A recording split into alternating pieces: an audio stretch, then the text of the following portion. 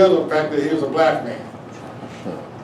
And that's one case, that's one situation where they shouldn't make a deal about that at all. Because as Jesus began to fall down under the weight of the cross, the Roman soldiers, I mean, they had the power. If you weren't Roman, a Gentile, or a Jew, really, either one, they could give you an order to do whatever they wanted to do. They could tell you, carry my bags. You had to carry their bags for at least a mile. That was the law.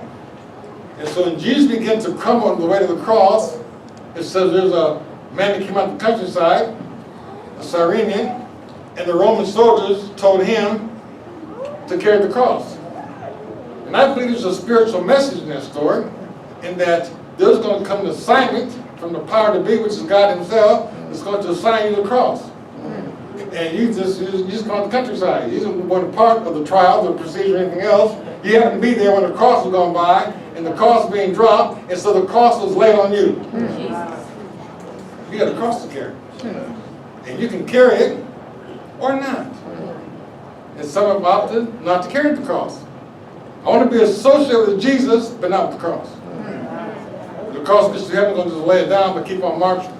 I'm going to go up the hill towards the cross. You just understand, around the cross there were onlookers. There were disciples, there were those who loved Jesus, and there were looky-loos. And the looky-loos are part of the church today. We've got a lot of looky-loos in church. That's why Jesus asked the question, what came you out for to see? Not participate in, not to become a victim of, not to take up your cross and follow him. For whosoever will save his life shall lose it. It's a law. So I got I'm looking out for number one. He says, go ahead. And you'll lose it. But whosoever shall lose his life for my sake and the gospel's, which means what? There's the possibility of losing your life. I mean, Jesus being straightforward. He's not saying this to people after they get saved. He's saying this before you come into the gate. Save your life, you're going to lose it. Lose your life for my sake, his sake, and the word's sake. The same shall save it. For what shall it profit a man if he shall gain the whole world and lose his own soul? That man's a fool.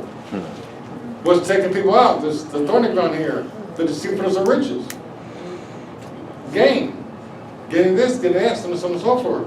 To the point where it's become a doctrine in church that gain is godliness. And the church is going to lose it over gain, over getting things. It's time to let everything go. Either you're going to go to heaven or you're not. If you're going to heaven, nothing here matters anymore. If you're not going, then get a death grip on everything, because you're going to lose eventually. Because it's not yours now. You get the big long reading of things about how they, we think this is our country. You think it's your house. You think it's your property. And they're very clear, we don't own anything. Nothing. But you can lose your soul thinking you own it. And trying to own it. Or what shall a man give in exchange for his soul? Whosoever therefore shall be ashamed of me, and the afflictions that come with me, and the persecutions become because of me, and of my words, in this adulterous and sinful generation, of him also shall the Son of Man be ashamed when he cometh in the glory of his Father with his holy angels. He said, it's going to come back from him. Another verse, chapter 10.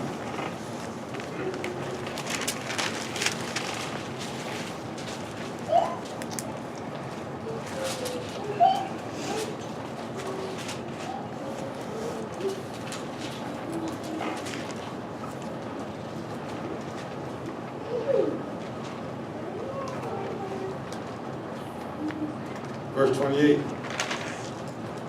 Then Peter began to say unto him, Lo, we have left all, and have followed thee. And he did. There's another rendition of the Gospels where Peter asked the question, what then shall we give?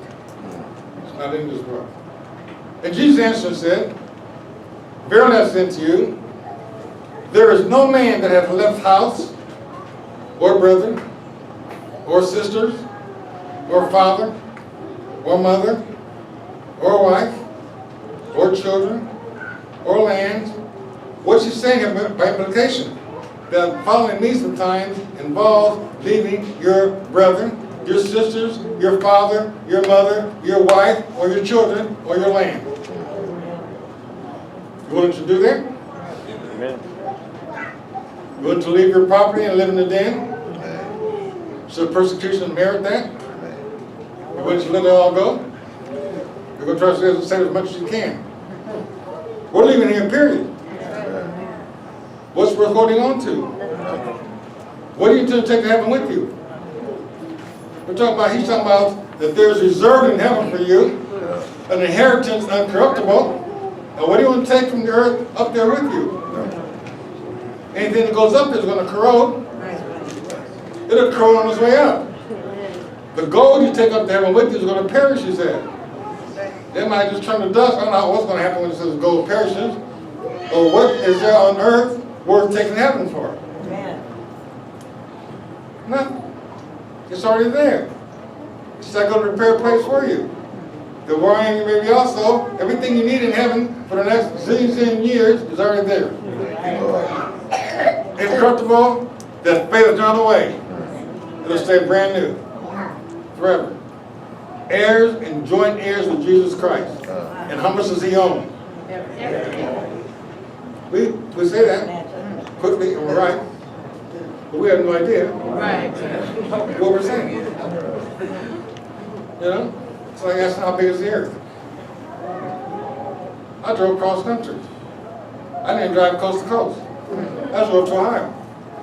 It's a weird feeling to be driving 80 miles an hour and you drive into nighttime and drive all night long, and drive in the daytime and drive all day long, and drive into nighttime and drive all night long, and drive in the daytime and drive all day long, and you haven't gone to the other coast yet. Right.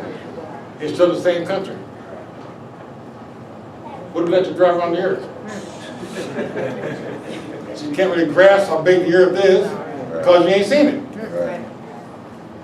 Kansas to me was like, you know, take a trip to the moon. It was flat and boring. Just a little corn. As long as you can see. You can see the horizon because there's no mountains in Kansas. You can see the horizon. You see corn from 3 feet from the road all the way to where the sky meets. Just corn. Look that side, all corn.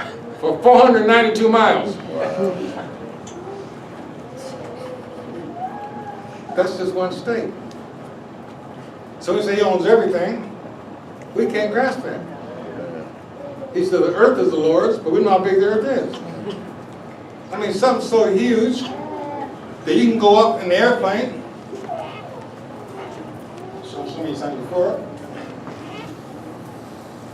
This big ball. You can fly an airplane over and look down. Everything looks flat. You took off in California on this globe. California is actually on the side here of the globe. We're not like this. We stand straight up. You take off from LAX, look down, it all looks flat. You can fly around the world, and around the world, the whole thing looks flat. But it's a ball. Figure that out. You got the land down under.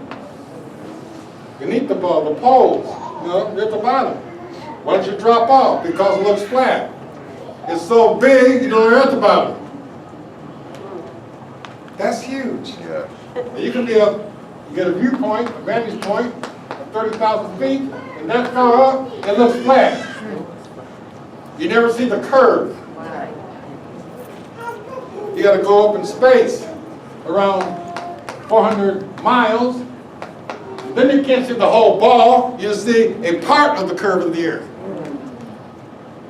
Humongous. We can't forget about Jupiter or Saturn. Some of those planets you can take 13 Earths and put them across.